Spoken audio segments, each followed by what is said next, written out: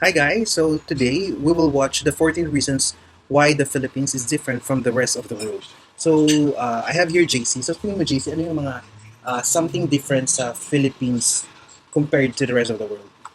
Well, yung borders natin surrounded by water. Hindi tayo nagsishare ng island with other countries. Yeah, that's why kung titignan mo yung number of tourists na pumapasok sa Pilipinas, mas kukonti kumpara dun sa ibang countries. Kasi let's say yung other countries in Asia, let's say, wala, parang isang malaking island sila. So it's easier for them to transfer from one country to another. Di tulad ng Pilipinas, kailangan mo talaga isang sadyain. So you need to take a flight or maybe cruise. May mga cruise na sa atin. Kaya nag-open na nga ang Pilipinas ng different international airport para ma-access nila yung different islands sa Pilipinas, especially sa southern area. Yeah, especially in Asia. Let's say if you're from Singapore, so you can just go to Malaysia. From Malaysia, you can travel to Thailand. You can go to Vietnam. You can go to Cambodia, Laos, all the way up to China. So every other place in Asia are all connected except the Philippines. The thing with that is, ang tawag dito, marami tayong natural places na ano pa siya, virgin pa siya, na hindi pa na-explore. Tulad ng? Unlike yung Boracay, masyado na tayong mapase yung Boracay, but then ang daming magagandang beaches, mga falls, mga anything na ma-discover sa Pilipinas, especially in Camiguin, in Batanes, in Bohol.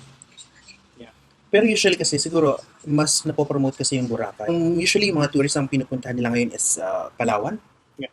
Ang iba naman is Bohol and Cebu. Go straight to the video. So that's 14 reasons why the Philippines is different from the rest of the world.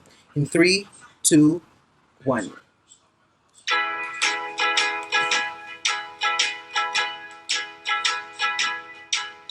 What if I told you there is a country where over 175 languages are spoken, people text more than anywhere else in the world, and boxing fights directly influence crime rates?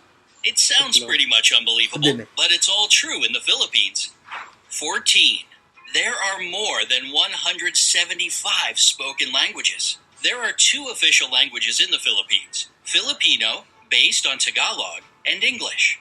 Filipino is the most commonly spoken and pop culture language, and the government of the country uses English in their work. By the way, the Philippines are number 5 on the list of the world's top English-speaking populations after US, India, Pakistan, and the UK. All this sounds pretty plain and ordinary, but in fact, the diverse linguistic groups living in the country use over 175 languages for their internal communication. Since many of them exist only in spoken form, it's impossible to calculate the exact amount.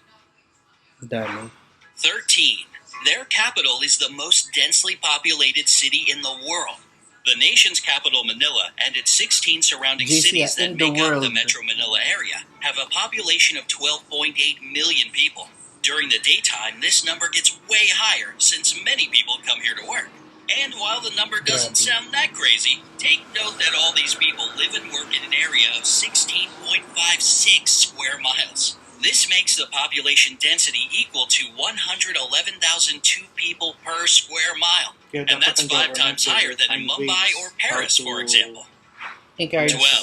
They have churches in shopping malls. Shopping malls aren't merely a place where you buy stuff for Filipinos. They are safe, air-conditioned community hubs with gyms, health clinics, concert halls, nightclubs, parks, and even churches inside. So it's no surprise that they are the favorite place to meet up with friends for so many locals. And 3 of the world's 10 largest shopping malls are located in the Philippines. They are Mega Fashion Mall of SM Mega Mall, SM City North EDSA, and SM Mall of Asia.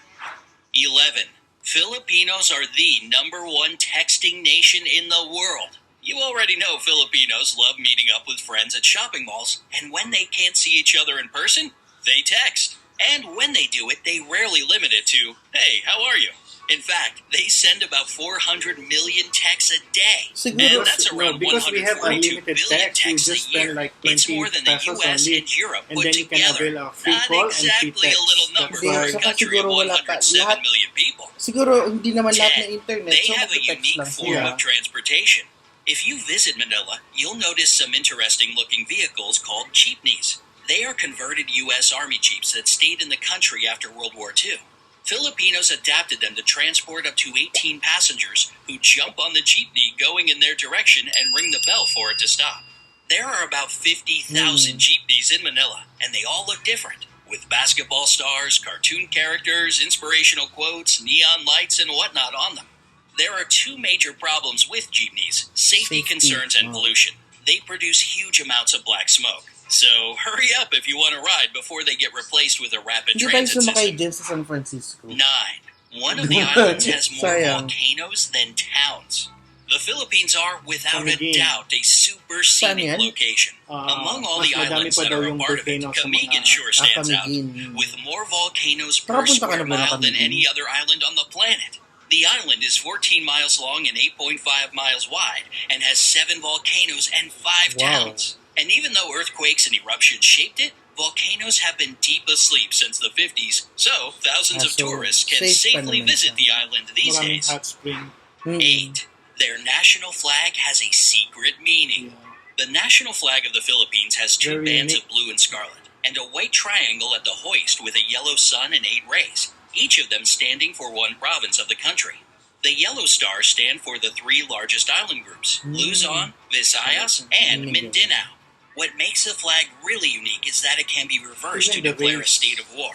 This Ano? happened Even during the the race Filipino got Revolutionary talaga? War of 1898 to I think yun yata yung 1901, mga different, and during World War II in 1941 to 1945.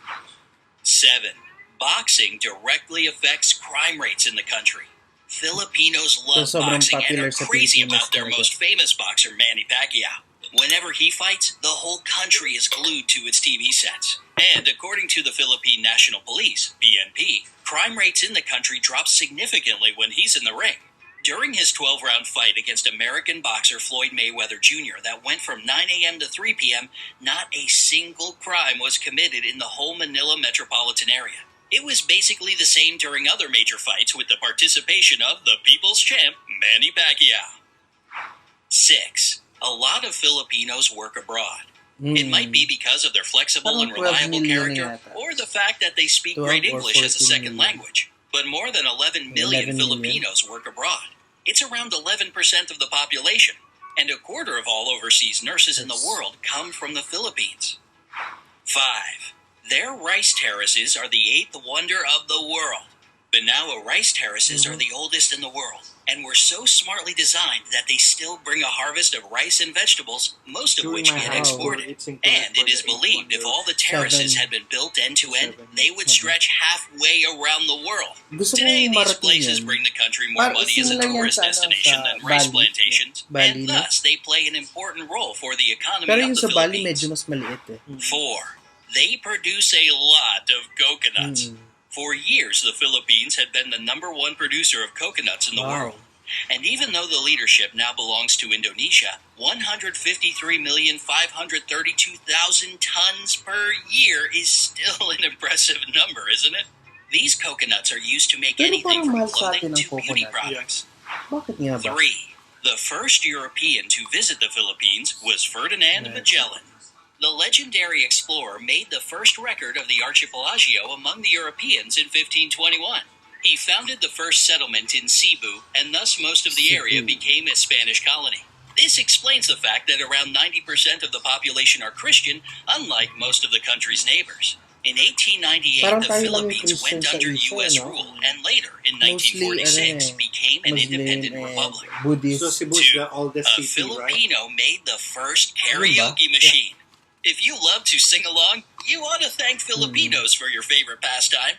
The first karaoke machine in the world was created in 1975 by Galing, ano? Roberto Del Rosario. He patented as the sing-along system, and even though there were some attempts to claim his creation, he still remains the only patent holder for the karaoke system. Wow.